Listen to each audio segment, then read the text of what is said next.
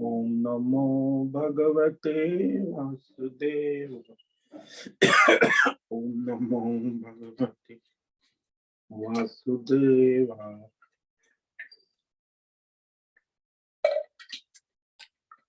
ओम नमो भगवते वासुदेवाय। ओम नमो भगवते वासुदेवाय। ओम नमो भगवते वासुदेवाय। ओम नमो भगवते वासुदेवाय। ओम नमो भगवते वासुदेवाय। ओम नमो भगवते वासुदेवाय। ओम नमो भगवते वासुदेवाय। ओम नमो भगवते वासुदेवाय। ओम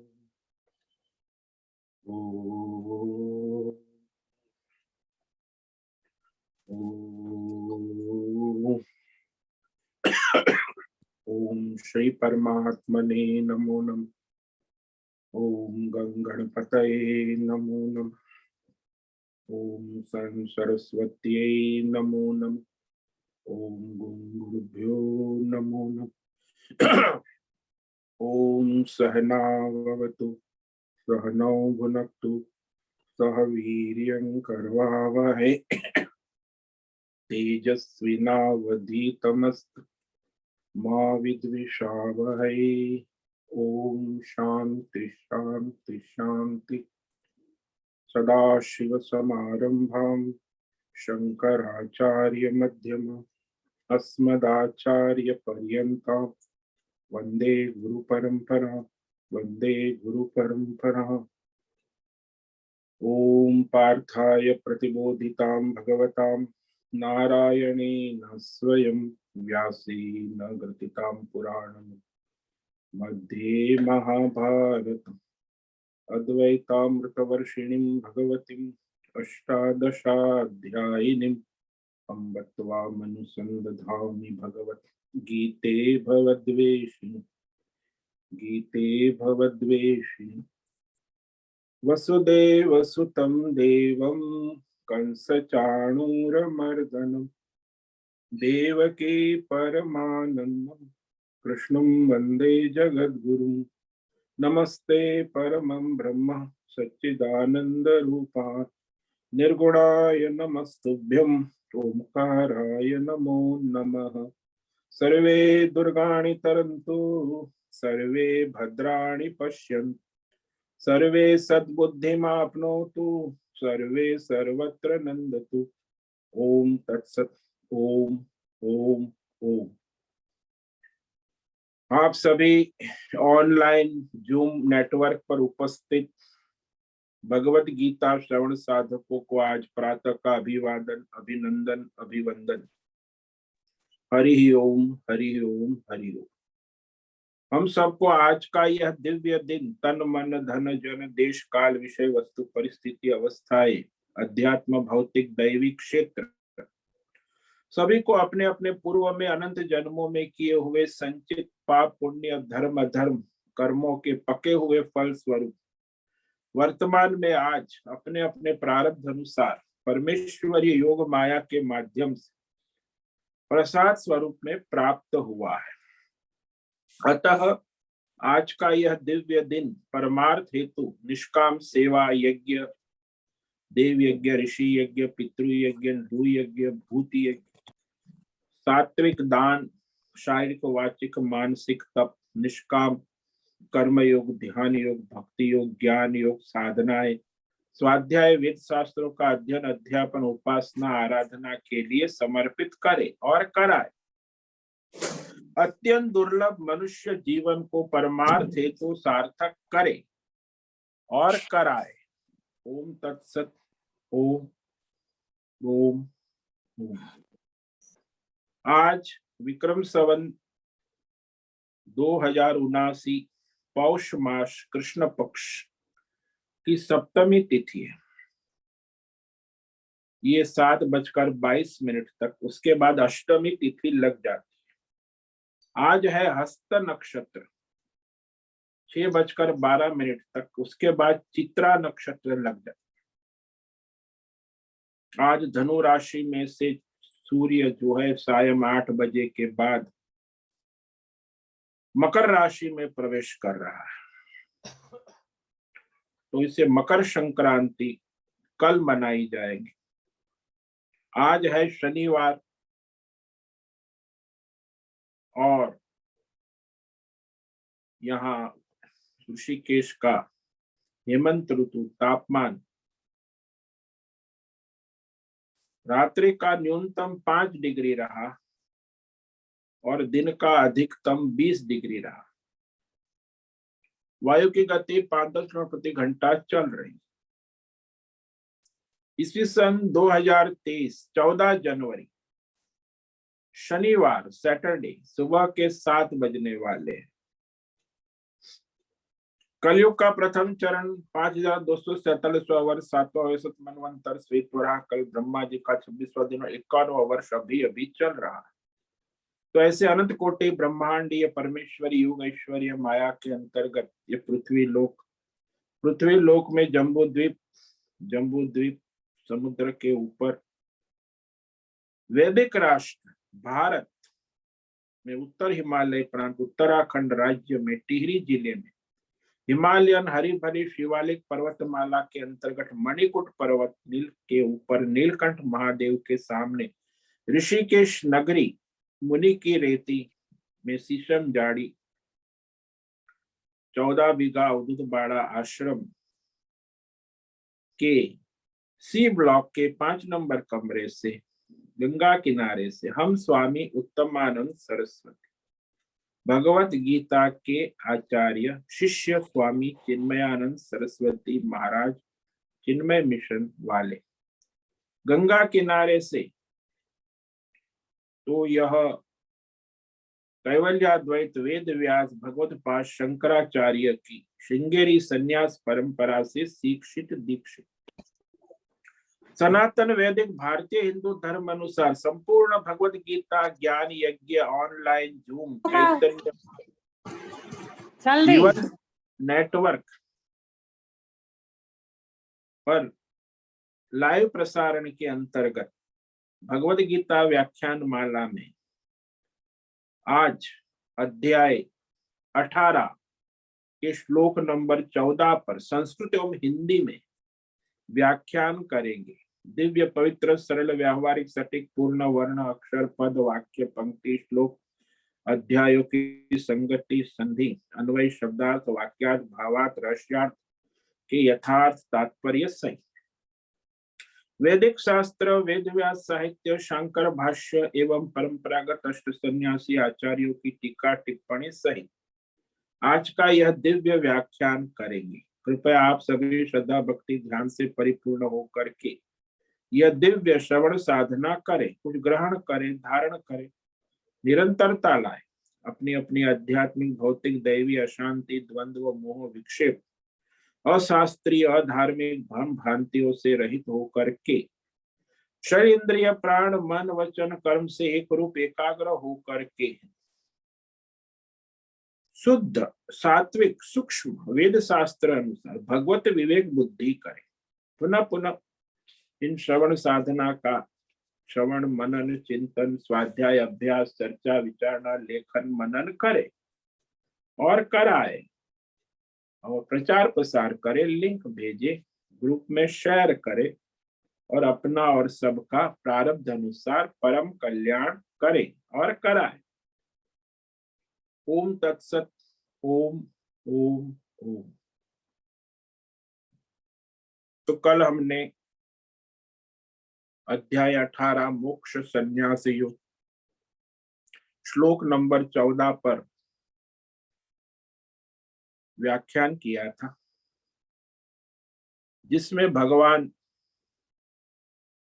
कर्म पंचकम जीवात्मा का कर्म पंचक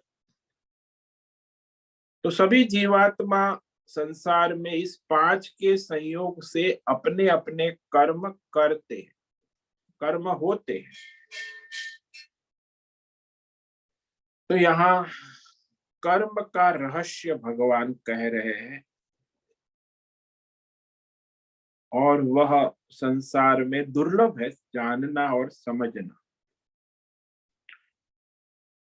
अधिष्ठानम तथा कर्ता करणम च पृथक विधम विविधाश्च पृथक चेष्टा दैवम चैवात्र पंचमम।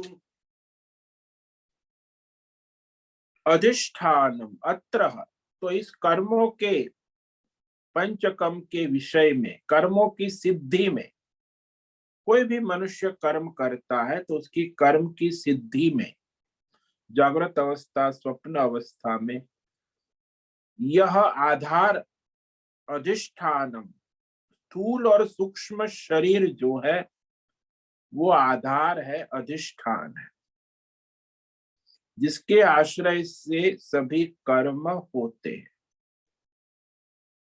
और दूसरा कर्ता का जीव भाव, अहंकर्ता इति वृत्ति, अहंकार उसे कहते हैं, वही जीव बनकर कर्ता रूप में प्रतीत होता है। वो कर्ता ही भोक्ता बनता है, वो भी अहंकार है, अहंकर्ता अहम भोक्ता। तो जो ये अहंकारात्मक जीव भाव रूपी उपाधि है, अहंकर्ता वृत्ति, ये कर्ता है कर्म का और भोक्ता भी है।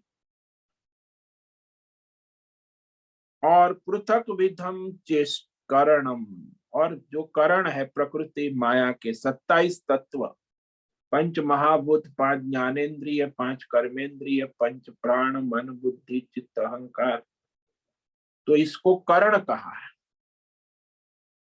और फिर इस सारे 27 तत्वों में परस्पर अनेक प्रकार की चेष्टाएं होती है, विविधा पृथक चेष्टा, ये चौथा कारण कह रहे हैं। और पांचवा पंचमम दैवम, दैवी संचित प्रारब्ध के अनुसार जो प्रकृति में उसका कर्म का फल निर्धारित होता है, तो दैवम है। अब यहाँ कल हमने कर्ता के विषय में और अधिष्ठानम के विषय में वार्ता की थी। तो वह जो कर्ता है वह तो स्थूल और सूक्ष्म शरीर है। कर्ता में जो जीव भाव है, अधिष्ठान स्थूल सूक्ष्म शरीर। जैसे आप दृष्टांत ले लो कि भाई एक कार रास्ते पर चल रही है ना, तो वहां उस कार के चलन में जो अधिष्ठान है वो उसकी बॉडी है ना, कार की बॉडी। कर्ता जो है वो ड्राइवर है, और कार के कारण है ये स्टीयरिंग है, क्लच है, ब्रेक है, वो सारा जो है कारण है। और फिर वह कार चलाने में लेफ्ट राइट स्पीड कम ज्यादा करते, एक्सीलेटर करते हैं, तो अनेक प्रकार की चेष्टा होते, विविध चेष्टा। और पंचमम क्या है? बोले दैवम पंचमम, पेट्रोल और उसका मशीन, ये दैवी शक्ति। मशीन और पेट्रोल, तो केवल मशीन से भी काम नहीं चलेगा, पेट्रोल भी होना चाहिए, तब जाके आपकी कार चलेगी। तो मनुष्य के कर्म की कार भी 5 कारणों से चलती। तो इसमें एक तो स्थूल सूक्ष्म शरीर कहा, अधिष्ठानम, और कर्ता, उसमें अहंकार होना चाहिए, जीव भाव होना चाहिए, मैं। तो वह जीव भाव से कर्ता कर्म करेगा, और कर्म का फल भी वही भोगेगा, जो करेगा वही तो भोगेगा ना। तो यहाँ सभी प्राणियों में जो करता है मैं, इस अहंकार रूप जीव उपाधि के कारण वह कर्म के प्रति अपनी कामना और इच्छा और वासना से प्रेरित होता है।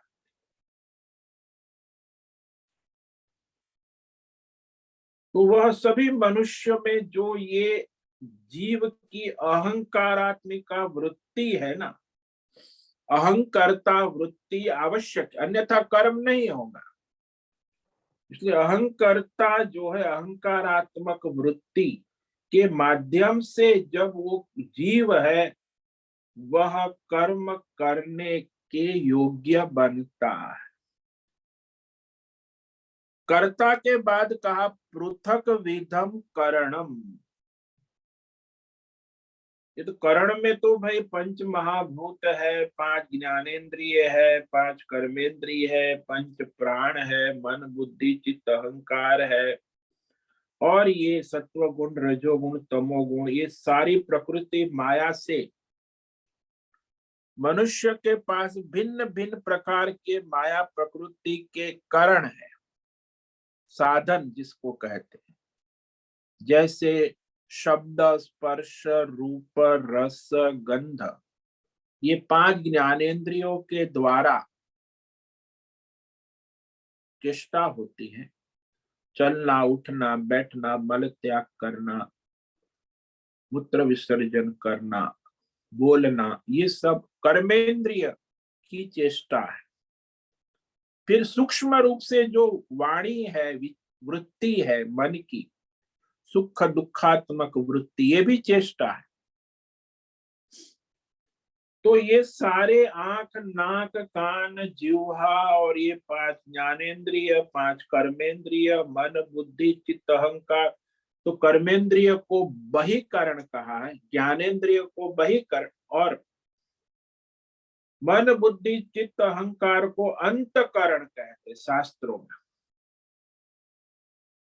तो उसी के माध्यम से हमारा सुनना देखना सूंघना चलना उठना बैठना सारी क्रियाकलाप होते हैं।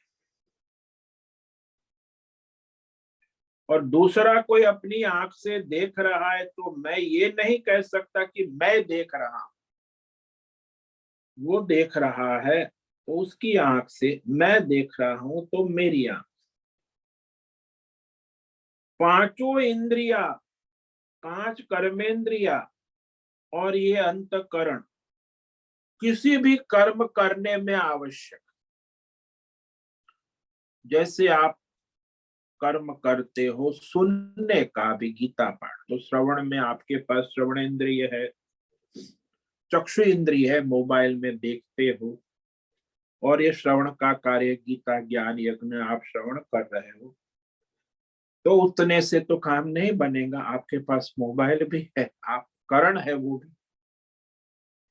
नेटवर्क है, और फिर आप अपने श्रवणेन्द्रिय से भी नहीं सुनते हो, उसके पीछे मन भी होना चाहिए, केवल मन से भी नहीं सुन सकते, चित्त में संचित संस्कार भी होने चाहिए शब्द को समझने के। तो संचित संस्कार चित्त में है, और फिर बुद्धि में विवेक भी होना चाहिए कि हम सुन रहे गीता ज्ञान का विवेक, और फिर अहंकर्ता मैं श्रवण कर रहा हूं, ऐसा अहंकारात्मक वृत्ति भी होनी चाहिए, तब जाके आप ये गीता श्रवण साधना कर सकते। ये सारे करण है, पृथक विधम करणम। तो इस बहिकरण और अंतकरण दोनों का तालमेल होता है। तो इस प्रकार यह 14 करण है, पांच ज्ञानेन्द्रिय मुख्य, पांच कर्मेंद्रिय, और मन बुद्धि चित्त और अहंकार, जिसको अंतकरण कहते। पर इसी के माध्यम से फिर क्या होता है, विविधा पृथक चेष्टा, नाना प्रकार के अनेक अलग अलग प्रकार की चेष्टाएं, विविधा चेष्टा। तो भाई कर्म करने के लिए भी विविध चेष्टा करना आवश्यक। तो अपनी जो क्रिया शक्ति है, बोलना, चलना, उठना, बैठना, तो इंद्रियों की क्रिया शक्ति जो है वह प्राण से चलती है। इसीलिए वहां पंच प्राण, अपान, व्यान, उदान, समान की सहायता से क्रिया शक्ति काम करती। तो सारी चेष्टा करने में फिर पंच प्राण भी आवश्यक है। उसके माध्यम से इंद्रिया अपनी अपनी चेष्टा करती, आंख देखने की, कान सुनने की, नाक सूंघने की, पैर चलना, हाथ लिखना। तो सभी अनेक भिन्न भिन्न प्रकार की चेष्टाएं कर्म के रूप में होती। तो कभी कभी ऐसा होता है कि कोई विषय वस्तु के अंदर भीतर, तो कोई विषय हम भीतर लेंगे तो कोई विषय को हम बाहर निकालने की चेष्टा करें।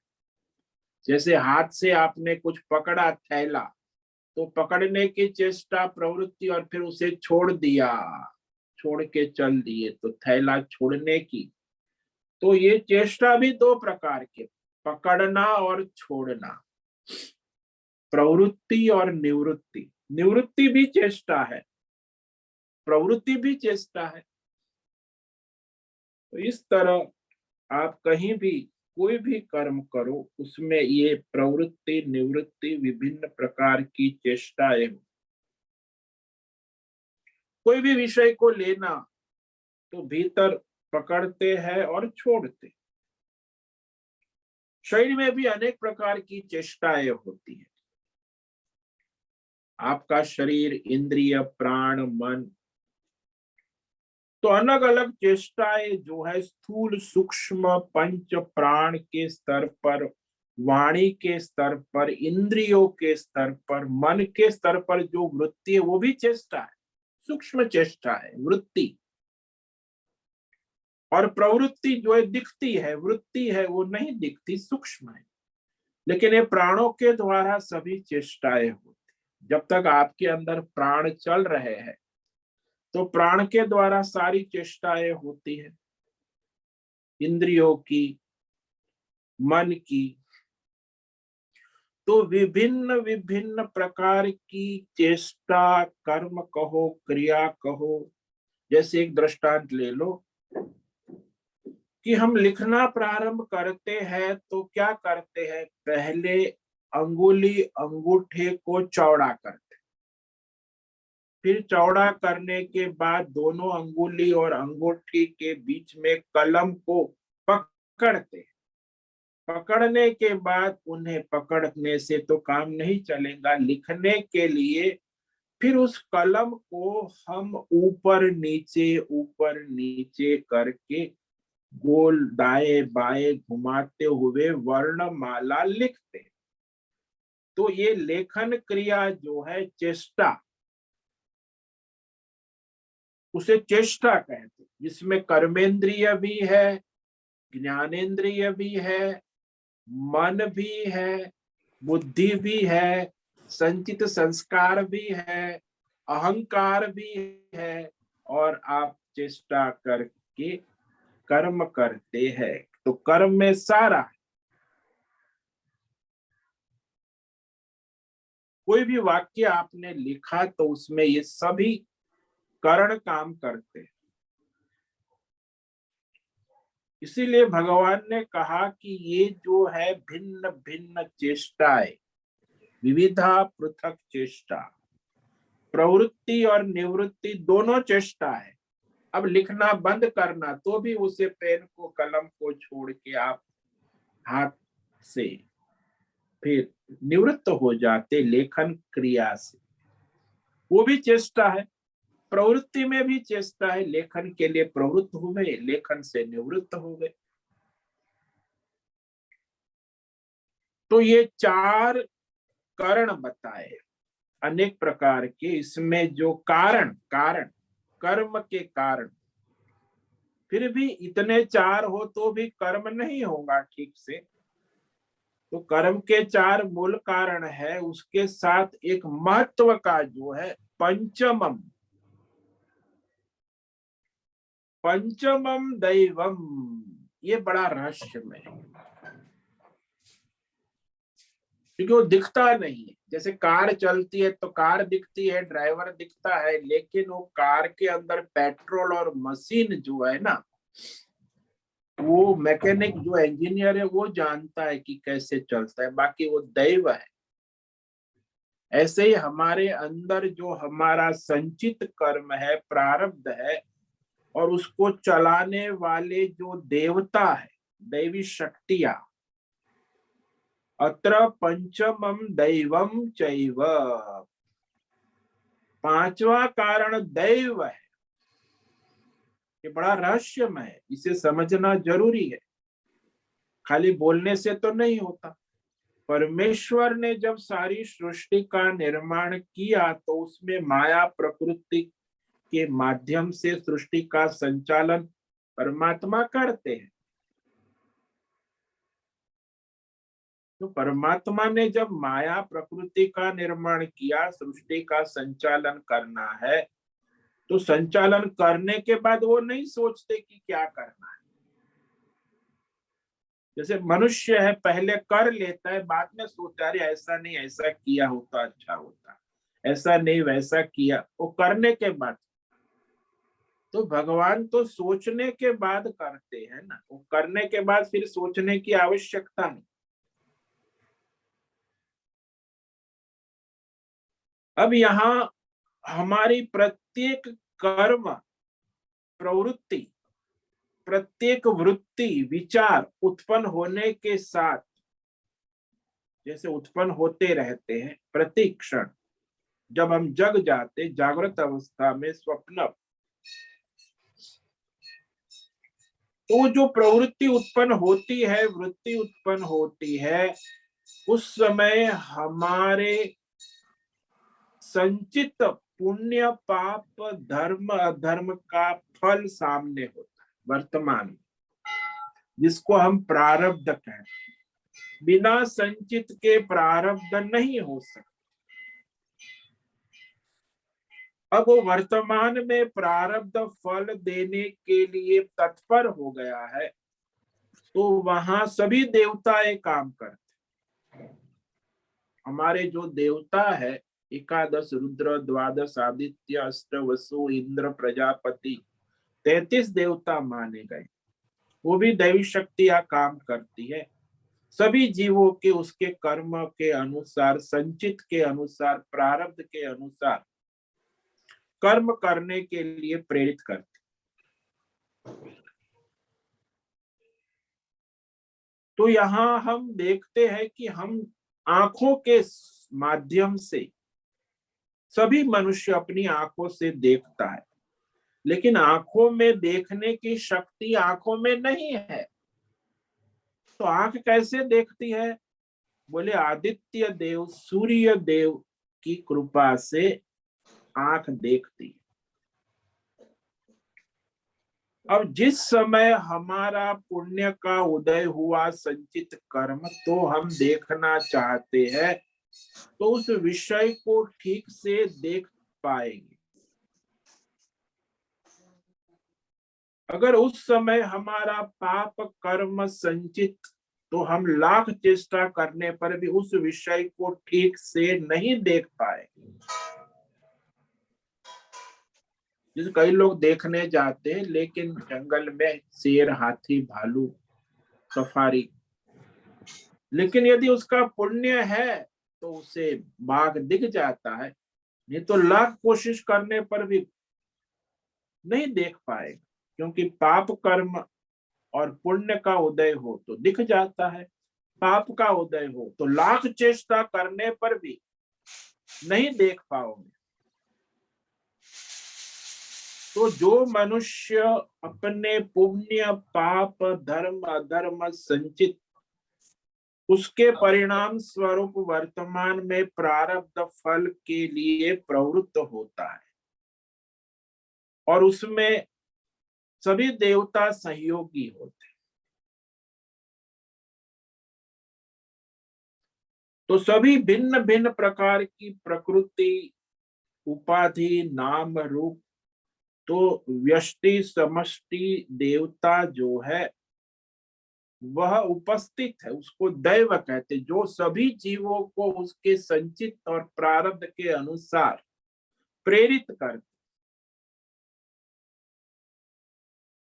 उसके बिना नहीं होगा। वो देवताओं की उपस्थिति, इसलिए जब भी हम अपने अंतकरण इंद्रिय के द्वारा प्रारब्ध अनुसार चेष्टाओं को करने जाएंगे, तब भी जब उस क्षण उस समय यदि हमारा पुण्य उदय है तो हम उस कर्म को ठीक से कर पाएंगे, यदि हमारा पाप का उदय हुआ है तो हम ठीक से नहीं कर पाए। जैसे आप सत्संग सुन रहे हैं, अभी आपका पुण्य का उदय हुआ तो आप ये सत्संग ठीक से सुन पाएंगे, यदि पाप का उदय हुआ तो आप सुनते हुए भी कुछ नहीं सुन पाएंगे। तो प्रतिक्षण सभी का पाप में तो वह नहीं कर पाएंगे, इसलिए ऐसा संसार में देखा गया कि प्रत्येक क्षण उसके पाप पुण्य संचित और प्रारब्ध के अनुसार सभी जीवों के जीवन की यात्रा और कर्म होते, और ये सभी देवताओं पर नियंत्रण किसका है? प्रकृति माया के ऊपर, बोले ईश्वर का। इसलिए परमेश्वर प्रकृति के माध्यम से, देवताओं के माध्यम से हमारे ऊपर से क्षण भर भी नियंत्रण नहीं हटा, उनका नियंत्रण प्रतिक्षण है, क्योंकि परमेश्वर के नियंत्रण में प्रकृति है, देवता है, सारी शक्तियां है, और आपके संचित कर्म भी उसी के नियंत्रण में, उसी अनुसार वर्तमान में प्रारब्ध भी उसी परमेश्वर के नियंत्रण में। तो संचित कर्म के अनुसार ही वर्तमान में प्रारब्ध होता है।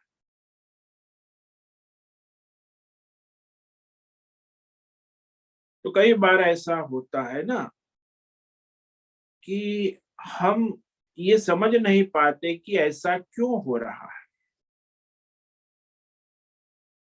पाप पुण्य संचित कर्मों के अनुसार वर्तमान में प्रारब्ध बदलता रहता, उसमें इच्छाएं भी बदलती रहती सभी की। तो इच्छाएं कहाँ से आती है? कहते जब हमें कोई विषय की इच्छा कैसे होती,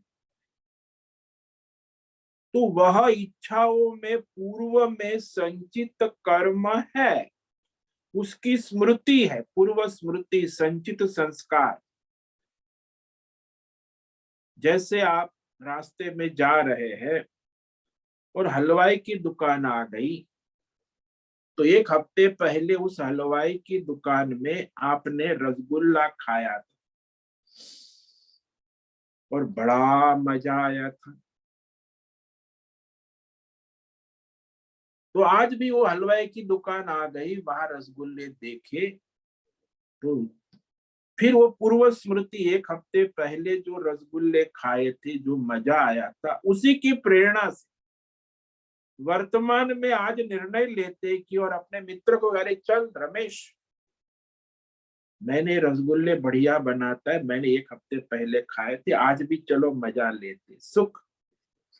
तो रसगुल्ले की मजा लेने के लिए दोनों मित्र हलवाई की दुकान में चले। ये निर्णय कैसे हुआ?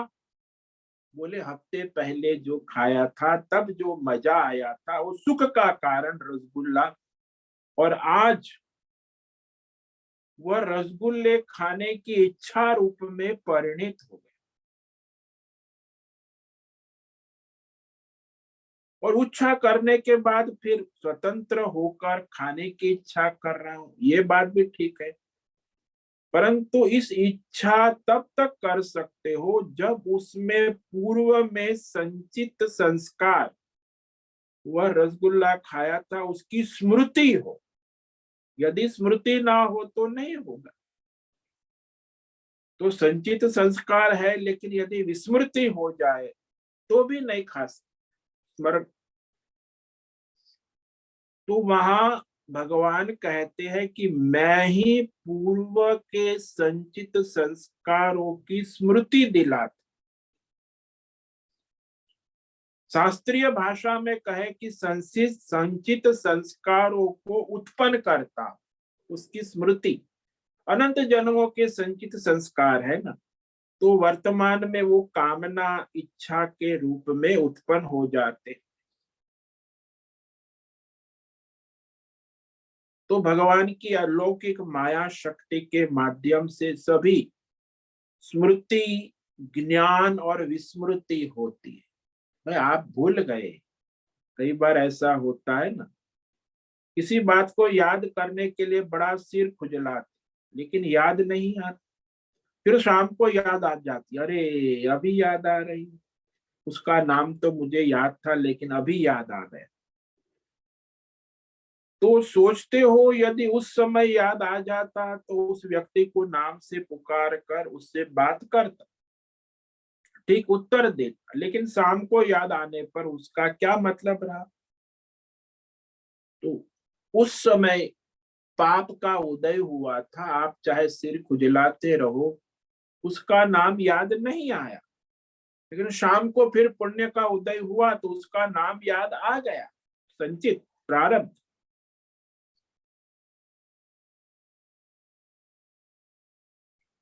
तो जैसे यहाँ रसगुल्ले खाने के पूर्व संचित संस्कार एक हफ्ते के पहले उदय हुए, तो वर्तमान में मित्र के साथ फिर से रसगुल्ले खाने की कामना इच्छा उत्पन्न हो गई।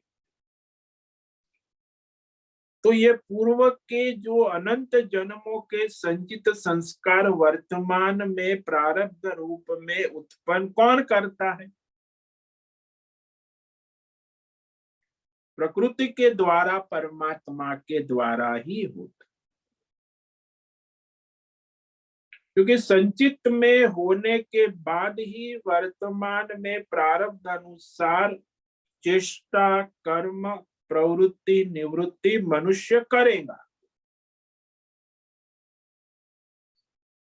इसीलिए पुण्य का फल होगा तो उसे उस इच्छा के अनुसार उस देश काल विषय की उपलब्धि हो जाएगी। अन्यथा रसगुल्ले वाले की दुकान पे जाओगे तो भी वहां वह रसगुल्ले खत्म हो गए ऐसा कह दे। पाप का उदय हुआ तो रसगुल्ले खाने नहीं मिलेंगे। तो हमारे प्रत्येक कर्म में, वृत्ति, प्रवृत्ति और निवृत्ति में, ये हमारे संचित के अनुसार हमारे प्रारब्ध को चलाने वाला जो शक्ति है उसे दैव कहते हैं। वो दैव इस कारण रहता है और प्रकृति के द्वारा परमात्मा का उस पर सदा सर्वदा सर्वत्र नियंत्रण रहता। तो सूर्य के देवता है, आंख के देवता है, तो सूर्य देवता की कृपा तब होगी जब हमारा पुण्य का उदय हो तो हम ठीक से देख पाएंगे, और नहीं है तो ठीक से नहीं देख पाएंगे। पाप का उदय हुआ, मन में भी यदि वृत्ति उत्पन्न होती, तो सारे देवता जो है इंद्रियों के देवता है, मन के है, बुद्धि के है, चित्त के है, अहंकार के रुद्र देवता है, वो उसके माध्यम से फिर हमारे प्रारब्ध के अनुसार, संचित के अनुसार जो हम वर्तमान में कर्म करते हैं। तो आप सोचोगे कि अरे ऐसा है तो फिर हमारी स्वतंत्रता क्या है? तो इसका अर्थ ये नहीं कि हमारे लिए कर्म में स्वतंत्रता नहीं है। तो स्पष्ट करने के लिए कहते हैं कि देखो भाई, भगवान ने ये 5 कारण बता रहे हैं कर्म के, कर्म पंचकम। कल रसगुल्ला खाया 1 हफ्ते पहले, आज स्मृति आ गई, फिर खाने की इच्छा हो गई, तो यह स्मृति, संचित स्मृति किसने दी? भगवान के माध्यम से, प्रकृति के द्वारा हमें प्राप्त हुई। तो संचित कर्मों के साथ स्मृति भी आ गई। अब स्मृति तो आ गई, लेकिन बाजार में पता नहीं ये हलवाई किस रस जाति का है, कैसे माल लगाता होगा, उसमें क्या मसाला डालता होगा, वह उसके हाथ का खाने का शास्त्रों में निषेध किया है। संचित स्मृति तो आ गई कि भाई वो रसगुल्ले तो अच्छे हैं, लेकिन हमें स्वतंत्रता है कि वहां वह शास्त्र के अनुसार, धर्म के अनुसार, शास्त्रीय स्मृति को लेकर रसगुल्ला खाने से मजा आया, वो अलग चीज। अब यहाँ मनुष्य विवेक करता है कि यदि उसे शास्त्र का संस्कार है तो विचार करेगा कि एक तरफ वेद शास्त्र की विधि याद आ गई कि ये तो भाई उचित नहीं है, दूसरी तरफ है कि बड़े अच्छे हैं, छोड़कर। तो यहाँ वेद शास्त्र के परंपरा के अनुसार मनुष्य विवेक करे और फिर अपनी कामना, वासना, इच्छा से प्रेरित होकर, ये उसको स्वतंत्रता है कि धर्म के अनुसार, शास्त्र के अनुसार चेष्टा कर्म करे या फिर अपने मन मानी चलो भाई, जो भी है कामना से प्रेरित हो। तो शास्त्र विधि को छोड़ोगे तो मन मानी क्रिया करोगे, तो यहाँ मनुष्य को कर्म में 2 स्वतंत्रता हो, शास्त्र विधि विधान से कर्म करना और एक मन मानी कर्म, ये स्वतंत्रता है। तो आप पूछो कि भाई रसगुल्ले वाला कैसा है, उसकी जाति क्या है, उसने माल बाजारू है, क्या है क्वालिटी के, और घर में बनाया हुआ है, वो शास्त्रीय विधि विधान से भगवान को भोग लगा है, तो वो भगवान को भोग लगा रसगुल्ला है, वो धर्म है। और ये बाजार में वहां हलवाई की दुकान में बैठे बैठे मित्र के साथ हो हल्ला करते हुए रसगुल्ले की मजा लेना, ये अधर्म है। तो वहां चॉइस है।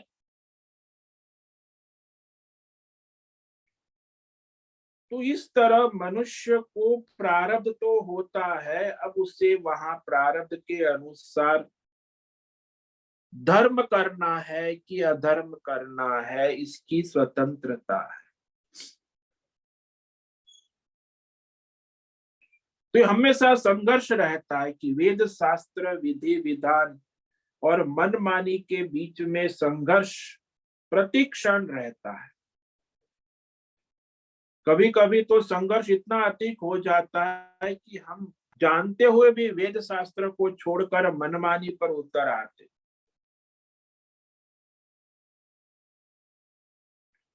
जैसे आजकल ठंडी के मौसम है, तो आप जानते हो कि मुझे 4 बजे उठ के ध्यान भजन साधन भजन, लेकिन ठंडी बहुत है तो रजाई और कम्बल ओढ़ कर थोड़ा 10-15 मिनट के बाद उठेंगे, तो 10-15 मिनट हो गए, फिर ठंडी, फिर रजाई ओढ़ कर सो गए, फिर 1 घंटा हो गया, अरे बड़े अब तो बहुत देरी हो जाएगी, और फिर सारी दिनचर्या गड़बड़ा गई।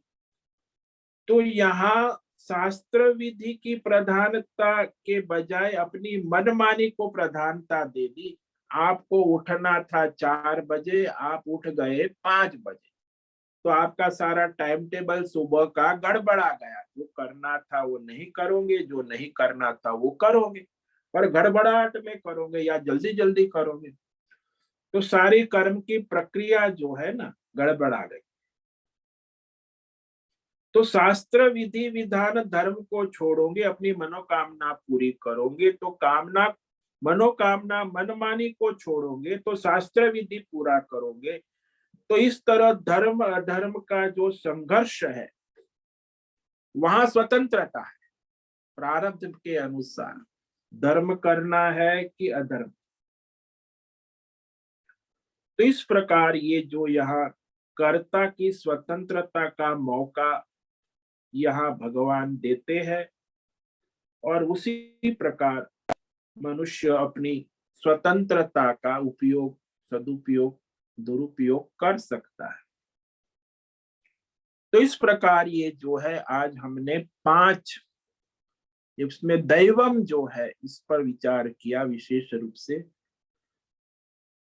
तो इस प्रकार ये 5 सारे कर्म होते हैं, कर्म पंचकम, मनुष्य के सारे कर्म।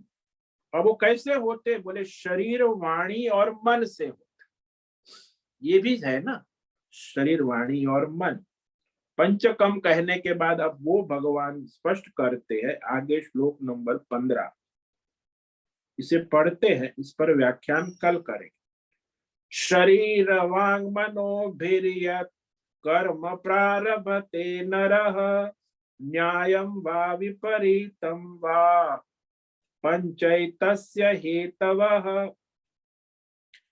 धर्म हो या अधर्म हो, शरीर वाणी मन के द्वारा धर्म यानी शास्त्र अनुकूल, न्यायम विपरीतम शास्त्र से प्रतिकूल, अधर्म अन्याय, जो भी मिश्र और भी मिश्र कर्म भी प्रारभते कर्म करता है, उसमें उसके ये 5 कारण निहित है।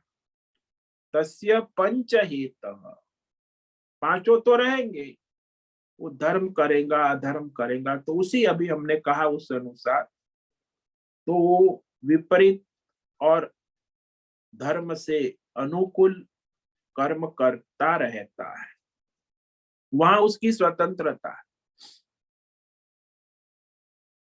तो आज जो हमने ये कहा इसको संक्षेप में कह देते हैं। अधिष्ठानम तथा कर्ता करणम च पृथक विदम विविधास्य पृथक चेष्टा दैवम चैवात्र पंचमम। तो कोई भी मनुष्य कर्म करता है तो कर्म पंचक 5 के संयोग से ही कर्म होता है। अधिष्ठानम स्थूल सूक्ष्म शरीर, कर्ता जीव अहंकार उपाधि वाला अहंकर्ता वृत्ति, और फिर भिन्न भिन्न प्रकार के करण, 5 ज्ञानेन्द्रिय, 5 कर्मेंद्रिय, मन बुद्धि चित्त, स्थूल करण सूक्ष्म करण बहिकरण अंतकरण, ये सारे करण, और फिर उसके माध्यम से भिन्न भिन्न प्रकार की चेष्टा, देखना सुनना चलना उठना बैठना, विविध चेष्टा, और पंचमम दैवम, वो दैवी शक्ति के माध्यम से उसके संचित के अनुसार प्रारब्ध के अनुसार कर्म होता है। ओम नमो नारायणाय, ओम नमो नारायणाय, ओम नमो नारायणाय, ओम नमो नारायणाय, ओम नमो नारायणाय। कायेन वाचा मनसेन्द्रियैर्वा बुद्ध्यात्मना वा प्रकृते स्वभावात् करोमि यद्यत् सकलं परस्मै नारायणायेति समर्पयामि, नारायणायेति समर्पयामि। ओम सर्वे भवन्तु सुखिनः, सर्वे सन्तु निरामयाः, सर्वे भद्राणि पश्यन्तु, मा कश्चित् दुःखमाप्नुयात्, अस्तु मा सद्गमय, तमसो मा ज्योतिर्गमय, मृत्योर्मामृतंगमय। ओम पूर्णमद पूर्णमिदं पूर्णात् पूर्णमुदच्यते पूर्णस्य पूर्णमादाय पूर्णमेवावशिष्यते। ओम शांति शांति शांति। शंकरं शंकराचार्यं केशवं बादरायणं सूत्र भाष्य कृतौ वंदे भगवन्तौ पुनः पुनः।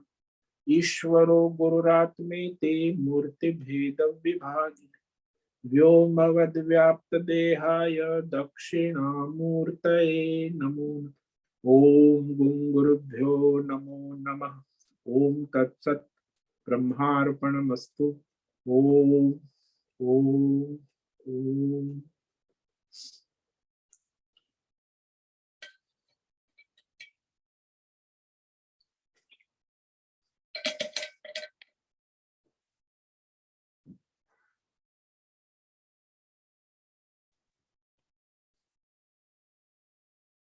ओम नमो नारायण स्वामी जी। ओम नमो नारायण। बोलो शर्मा जी। स्वामी जी, कल आपने प्रकृति माया ये जो सवाल पूछा था, उस पर बताया था कि प्रकृति और माया के माध्यम से ही कर्म और कर्मफल की माया होता है। तो ये तीन चीजें जो हैं, सफलता को जीव जो है वो अपनी मेहनत मानता है, विफलता को हम लोग प्रारब्ध पे डाल देते हैं। और फिर आपने ये बताया कि ये जो स्वतंत्रता दी देव ने, प्रारब्ध अनुसार चाहे वो अच्छा करे बुरा करे, तो ये तीनों में थोड़ा कंफ्यूजन हो जाता है। क्योंकि हम लोगों की प्रवृत्ति ये होती है कि अपनी असफलता विफलता या पाप कर्म को हम प्रारब्ध पे डाल देते हैं। जैसे विद्यार्थी सफल होता है तो अपनी मेहनत मानता है, असफल होता है तो कह देता है किस्मत ही ऐसी। तो इस पर थोड़ा सा और डालिए कि प्रारब्ध अनुसार ही जब होना है तो ये स्वतंत्रता को भी प्रारब्ध ही माने, या जो वो जीव के लिए उतना छोड़ दिया। तो ये थोड़ा सा दिमाग में कंफ्यूजन चलता है कि ये क्यों है। देखो, यहाँ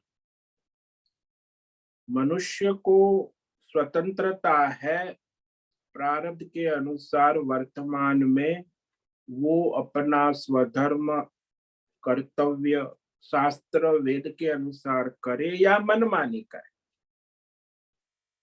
अब वो शास्त्र वेद के अनुसार करता है तो उसको लाभ तो होता ही है, और मनमानी करता है उसमें भी लाभ हानि तो होती ही है।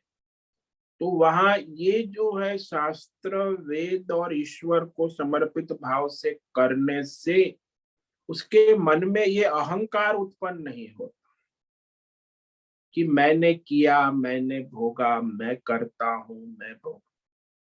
तो वो वहां उसका कनेक्टिविटी ईश्वर के साथ समर्पित भाव से बनी रहे, सफलता में भी और निष्फलता में भी, अनुकूलता में भी और प्रतिकूल।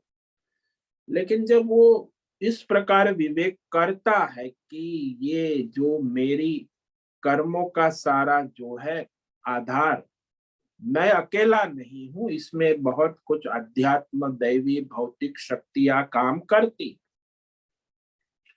तो इतना भी विवेक हो तो भी वो समझदार हो जाएंगे, नहीं फिर तो I am doing my best जो मेरे प्रारब्ध के अनुसार है, और वो धर्म के अनुसार करने की कोशिश करता हूं तो भी बहुत अच्छी बात। लेकिन मनमानी पर उतर आया है तो फिर मनमानी में तो वो फिर कहेगा कि सफलता की मेरी है और निष्फलता मेरा बैड लक है, प्रारब्ध है। तो वहां मनमानी वाली बात आ गई। शास्त्र के अनुसार ईश्वर समर्पित भाव से करेगा तो वो दोनों का स्वीकार करेगा कि भाई मैं इसमें स्वतंत्र नहीं हूं, मैं तो जो अपने धर्म करने में स्वतंत्र हूं मनमानी, लेकिन इसका जो रिजल्ट आ रहा है वो तो मेरे संचित कर्मों के अनुसार प्रारब्ध के अनुसार ही आता है। तो फल मेरे हाथ में नहीं है, कर्म मेरे हाथ में है। तो ये विवेक हो जाता है। वहां तो उसको अज्ञान से अहंकार होता है कि मैंने फल निर्माण किया, अपने कर्मों का फल तो आप तो नहीं कर सकते ना, वो तो दैव है ना। कर्म आपको स्वतंत्रता है, धर्म करोगे अधर्म करोगे प्रारब्ध के अनुसार, वो भी उसमें भी दैव है, संचित है, उसमें प्रारब्ध आएगा, उसमें आपको कर्म की स्वतंत्रता है कि धर्म करो या अधर्म मनमानी करो। किंतु जब वो स्वीकार कर लेता है तो फिर वहां वो दोनों में उस तरह विवेक करता है कि भाई सफलता निष्फलता दोनों जो है मेरे ईश्वरीय ऑर्डर में प्रकृति के माध्यम से मुझे प्रसाद स्वरूप में मिला है। तो उसमें अहंकार नहीं होगा। अहंकार होगा तो फिर वो तो अपने आप को कहेगा ना कि मैं सक्सेसफुल मैन हूं, अब फेल हो गया तो मेरा बैड लक प्रारब्ध है।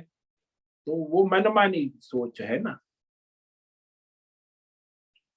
इसीलिए ज्यादातर मनुष्य अज्ञान के कारण वो ईश्वरीय सत्ता प्रकृति अपने संचित और प्रारब्ध का विज्ञान जानते नहीं, केवल अहंकार से प्रेरित होकर कर्म करते हैं, तो उनको ये समस्या रहेगी।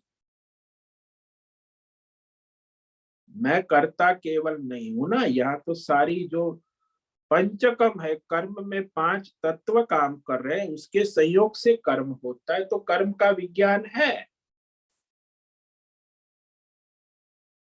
समझ में आया? जी स्वामी जी।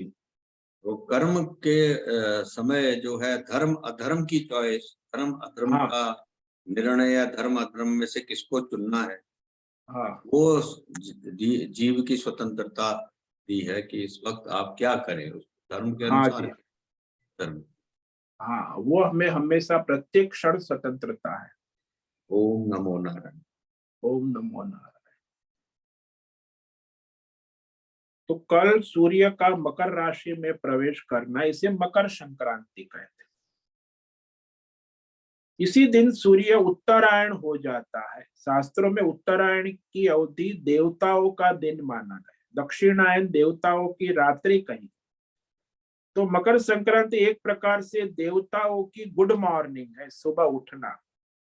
तो इसमें दान स्नान जप श्राद्ध अनुष्ठान, इसका अत्यधिक महत्व। इस अवसर पर किया गया यज्ञ दान तप, एक माला करोगे तो 100 माला का फल मिलता है, पुण्य होता है 100 गुना। कहा आज का दिन ऐसा, कल मकर। तो इसमें यज्ञ दान तप जो भी हो अपनी श्रद्धा निष्ठा से करे। और यहाँ यह पर्व हमारे देश में 14 जनवरी को मनाया, अब वो 15 जनवरी होगी, क्योंकि मकर राशि में वो प्रवेश करता है रात्रि को। तो इस तरह वह सूर्य जो है अपनी कक्षाओं में परिवर्तन कर दक्षिणायन से उत्तरायण होकर मकर राशि में प्रवेश करते, और इस राशि में सूर्य की कक्षा परिवर्तन होना को इसी कोई संक्रांति कहते। तो दक्षिणायन से उत्तरायण संक्रांति कही जाती। तो इसमें धर्म ग्रंथ पढ़ना, स्नान दान करना, और अब गर्मी की मौसम आरंभ हो जाती उत्तरायण। अभी यहाँ का तापमान भी 5 डिग्री हो गया रात का, और दिन का 20 डिग्री हो गया, तो अब धीरे धीरे तापमान बढ़ेगा। तो इस प्रकार यह भारतीय ज्योतिष अनुसार भी मकर संक्रांति के दिन सूर्य के एक राशि से दूसरे राशि में हुए परिवर्तन को अंधकार से प्रकाश की ओर परिवर्तन माना। मकर संक्रांति के दिन मतलब रात्रि से हम दिन में आ रहे, अज्ञान से ज्ञान की ओर, तो वो अंधकार की अवधि कम होती है और प्रकाश बढ़ता है। दिन धीरे धीरे बढ़ेगा, रात छोटी हो। इसीलिए अस्तो माँ सदगमय तमसो माँ ज्योतिर्गमय मृत्यु। तो अज्ञान से अंधकार से ज्ञान रूपी प्रकाश की ओर आगे जाने का दिन है। ये महापर्व है हमारे वैदिक परंपरा में। तो इसका कल लाभ ले और लेवावे। आप सभी को कल होने वाली मकर संक्रांति की बहुत बहुत दिव्य बधाई हो, कामना मनोकामना सभी पूर्ण हो और परमार्थ में आप आगे बढ़े। तो मकर संक्रांति है वो ज्ञान की संक्रांति, ज्ञान में आगे बढ़े, विवेक करे और अपने प्रारब्ध अनुसार धर्म करे। ठीक है, आज समय पूरा हो गया है। सभी साधकों को आज का ओम नमो नारायणाय सबको नमो नारायण स्वामी। ओम नमो नारायण।